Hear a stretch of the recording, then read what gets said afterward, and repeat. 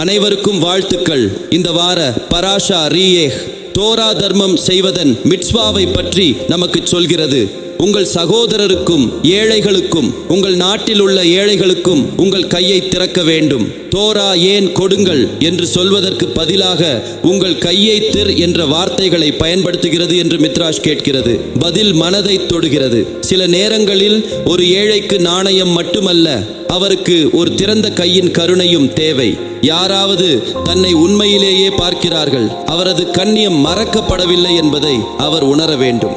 ஒரு பிச்சைக்காரனுக்கு ஒரு ரொட்டி துண்டை கொடுத்த ஒரு மனிதனை பற்றி ஒரு கதை சொல்லப்படுகிறது.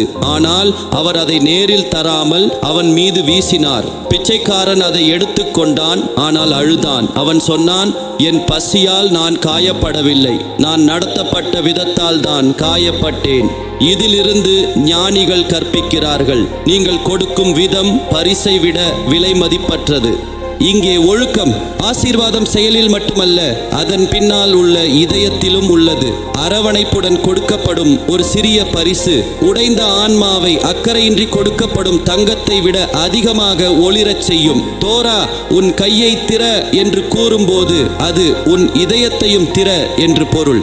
எனவே இந்த வாரம் ரீயேஹ் பாடத்தை நினைவில் கொள்வோம். வெறும் கொடுக்காதீர்கள், கருணையுடன் கொடுங்கள். உங்கள் முன்னால் இருக்கும் நபரை மரியாதையுடன் பாருங்கள், மென்மையாக பேசுங்கள், அரவணைப்புடன் பகிர்ந்து கொள்ளுங்கள். அந்த நேரத்தில் நீங்கள் இன்னொருவருக்கு உதவுவது மட்டுமல்ல, கடவுளின் ஆசீர்வாதத்தை உலகிற்கு கொண்டு வருகிறீர்கள்.